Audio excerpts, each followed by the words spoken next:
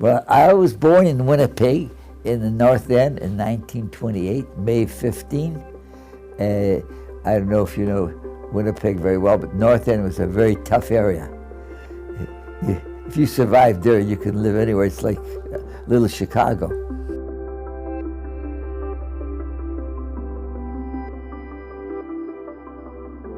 I didn't have much money. I had just a lot of ideas, but no money.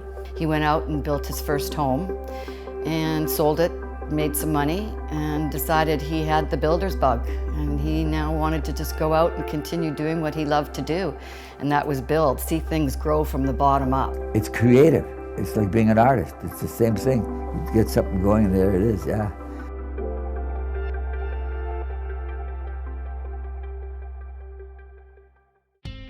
Mel Zajac has been a real contributor to Vancouver. He was one of the important people in the days before Vancouver is what it is today. He was a hard worker, and he was a good community person. He supported the community, and he was a good, successful business person. And I think Mel, you know, in history, has surrounded himself with like-minded people. People that have a love of life, a love of earning great living, and a love of giving back to the community. That really defines Mel. You know, he's got this tremendous joy of life. And that's like packed into kind of some kind of energizer bunny. So he's just this completely amazing guy to be around at all times. He's a joyful person. He still goes to the office every single day. You know, it's amazing, but that's what he does. Mel lives to work and do shit. I mean, that's his whole thing, is getting up every morning and doing shit. And as he said to me the other day, he said, you know, Ward, he said, there's no such thing as neutral. You've got to be moving forward all the time. And he said, and there's no such thing as horizontal. You've got to be vertical all the time. And you've got to be moving. So I think he sleeps standing up. I wake up early because he used to phone us at 5 in the morning. We'd put water beside our bed just because we didn't want to sound like we've been sleeping. So we were just like, yeah, we've been up, we've been skipping, we've been working out already, like, because it was like, you don't make money sleeping, you don't get ahead sleeping. So we were all like, always on edge, like, oh, we better be like alert when he calls at like 6. But anybody that's accomplished what Mel has accomplished has had reverses and setbacks. That's just part of the game. And that's one of the reasons he's been successful, because he's obviously persevered against adversity.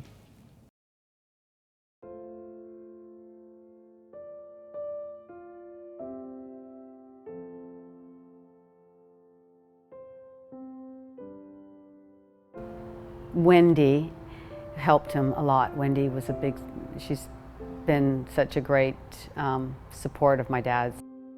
That's when he decided to form the foundation in their memory, and it was a suggestion from one of his good friends that said, you know what, Mel, this might be a way for you to deal with this.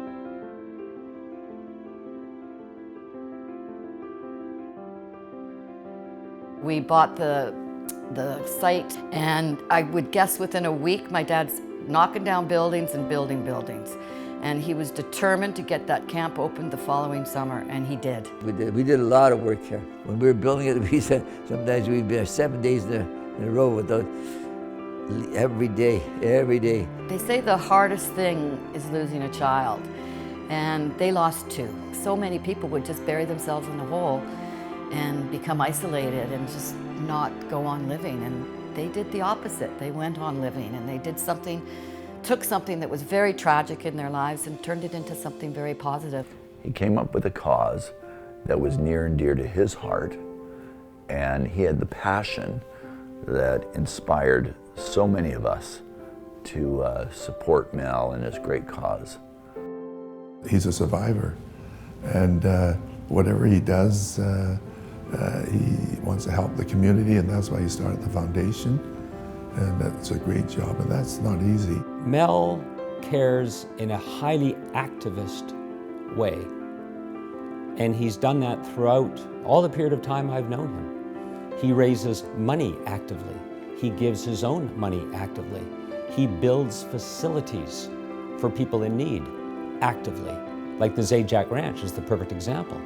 And this is a staggering amount of work. In this country, no one would match Mel Zajac. What you see there and the execution of all that is one man and one man alone, with Wendy by his side as his biggest supporter and lieutenant. But everything you see there and every dollar, he raised all that money on his own, making phone calls and going office to office. And I can tell you that when Mel got one on the hook, he was in their office in 10 minutes. It didn't matter where they were. He was in their office in 10 minutes, and he's sitting in their boardroom for the day, or in the waiting room for the day, if he had to get that check to make it happen for the kids. Well, the money's out there, but you have to find it. From where it was to where it is, and that whole accomplishment and all that hard work, I think it makes him very happy that he's been able to honor his sons. It's a beautiful, beautiful facility for kids with life-threatening and chronic illnesses, and it's needed. It's needed in this province, it's needed in this country, and we get a lot of families and children that are really grateful that it's there for them. Well, it's a legacy for the family and for the British Columbia. I mean, it's going to be here for, I hope, forever. That facility that he built helps thousands and thousands of children. So one can be incredibly proud of that, of course. But I think in a larger sense, what do I think Mel could be most proud of is the integrity with which he has lived his life. The hundreds and hundreds of friends he has, the hundreds and thousands of admirers he's had, who he has helped, who he continues to help. He's really the pinnacle of what giving back is all about.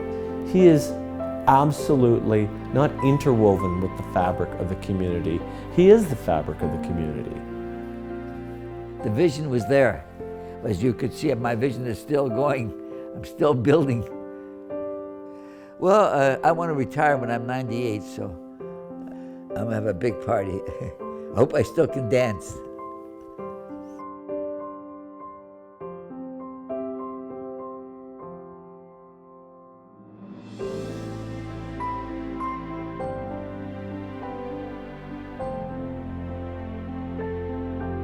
The world's a wonderful place. You just have to take your place in it and do some good, and and help the other guy. Don't always be selfish. Help the other guy.